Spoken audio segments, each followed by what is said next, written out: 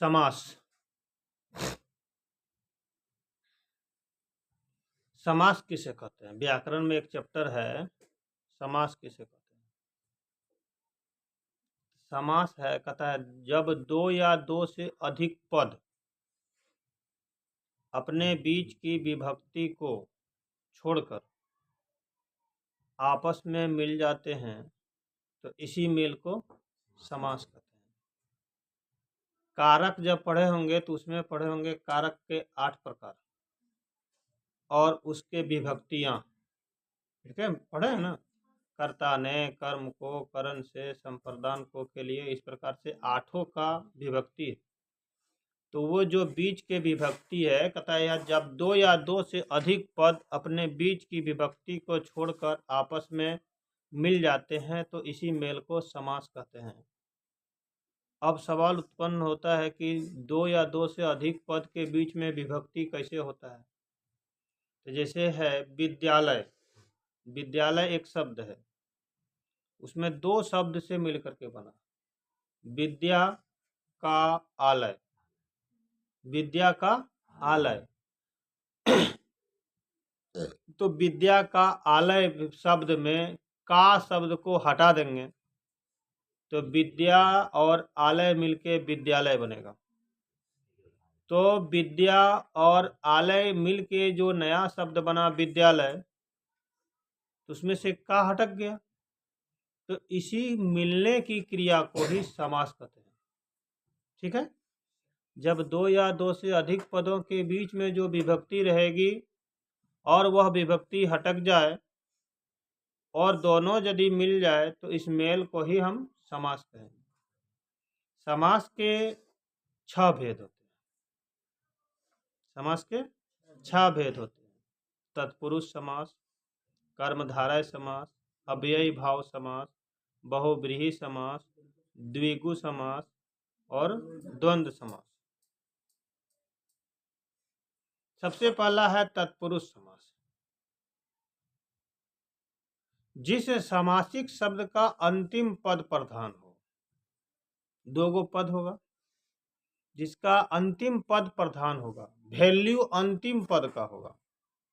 अब अंतिम पद क्या होता है, जैसे उदाहरण में समझेंगे, राजकुमार, एक शब्द आया राजकुमार, ये दो शब्दों से मिलकर बना, राजा और कुमार मिलके राजकुमार बना। तो इसमें राजा का यहाँ वैल्यू नहीं है, कुमार का वैल्यू है। राजकुमार उसका बेटा है। किसका बेटा है? राजा का बेटा है। तो राजा यहाँ नहीं है, कौन है? उसका बेटा है। इसलिए राजकुमार शब्द में कुमार शब्द का वैल्यू है, कुमार शब्द की प्रधानता है। अंतिम पद राजकुमार, राजा का कुमार में अंतिम में क्या आता है? कुमार, तो वो प्रधान होते हैं। ठीक है, उसी का वैल्यू अगर हो तो वैसे शब्दों को हम तत्पुरुष समास कहेंगे। राजकुमार, राजपुत्र नहीं, राजमंत्री, राजकुमारी, ये सभी शब्द जो हैं क्या है? तत्पुरुष समास कहलाते हैं।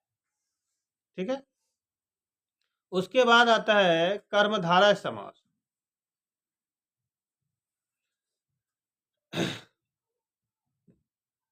जिस समासिक शब्द का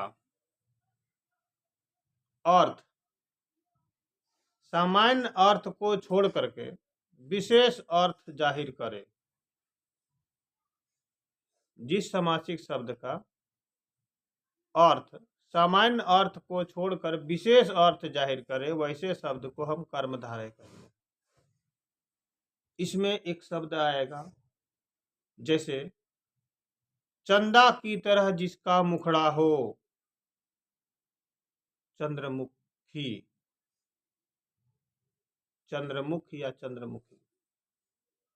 लंबा हो उदर जिसका, उदर मने पेट, जिसका पेट लंबा हो। तो किसका पेट लंबा है? गणेश का। किसका? तो लंबोदर का मतलब हो गया गणेश। जो लंबोदर शब्द से उसका मतलब नहीं होकर के विशेष अर्थ बताता है, कुछ नया अर्थ बताता है, तो लंबोदर शब्द अर्थात गणेश को कहा जाता है। 3 नेत्र से जानने वाले त्रिनेत्र अर्थात शंकर, जिसके 3 नेत्र हो, तो शंकर भगवान का 3 नेत्र। कहता है त्रिनेत्र का अर्थ क्या हुआ? जो कहता है सामान्य अर्थ को छोड़कर विशेष अर्थ बताता है, उसको हम बहुब्रीहि समास कहेंगे। तो बहुब्रीहि समास यहाँ त्रिनेत्र हुआ, 3 नेत्र वाले अर्थात शंकर। पीला वस्त्र धारण करने वाले अर्थात पीताम्बर, जिसको हम कहेंगे किसको? विष्णु भगवान। पीताम्बर किसको कहेंगे? विष्णु भगवान। तो ये हो गया कौन चीज? जो ऐसा शब्द जो सामान्य अर्थ को छोड़ करके, जैसे कविता पढ़ते हैं तो कविता में जो लिखी हुई है उस अर्थ को छोड़ करके हम उसके अन्य दूसरे अर्थ में जाते हैं, विशेष अर्थ में जाते हैं। तो अगर कोई शब्द ऐसा है जिसके अर्थ को छोड़ करके विशेष अर्थ में जाए, विशेष अर्थ का बोध हो, उसी को हम बोलेंगे बहुब्रीहि समास। जैसे होता है पंचानन, 5 मुख वाला। किसका 5 मुख? विष्णु भगवान। विष्णु भगवान। ऐसे तो और भी देवी देवताओं के 5 मुख है, लेकिन विशेष में अर्थ जो है किसके ऊपर जाता है? विष्णु भगवान। चंद्रशेखर नाम आता है, जिसके शिखर पर चंद्रमा हो। ऐसे देवी देवता बताओ जिसके माथा में चंद्रमा होगा। महाकाल शंकर भगवान बोलेंगे। उनका नामे अलग अलग है, लेकिन उसको हम शंकर भगवान बोलेंगे। जिसके माथे पर शिखर पर चंद्रमा हो, उसको हम चंद्रशेखर कहेंगे, अर्थात शंकर भगवान। शंकर। अर्थ से अनर्थ में मत जाओ, जो यहाँ पढ़ना है उसी के बारे में चर्चा कीजिए, तब समझ में आएगा, है कि नहीं? और नहीं तो बकवास की बातें हो जाएगी, समय खत्म हो जाएगा, पता चलेगा जो पढ़ना था वो तो पढ़ भी नहीं किए, और जो नहीं पढ़ना था उसी के बारे में लगा के चल गए घर। तो बहुब्रीहि समास समझ में आया? बहुब्रीहि समास क्या होता है कि ऐसा शब्द जो सामान्य अर्थ को छोड़कर विशेष अर्थ जाहिर करे, उसको हम बहुब्रीहि समास कहते हैं।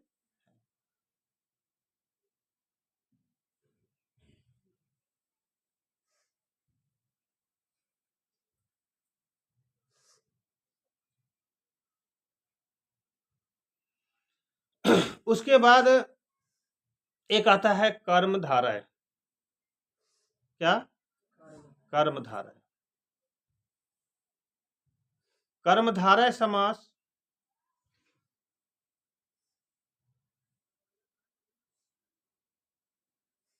किसे कहते हैं?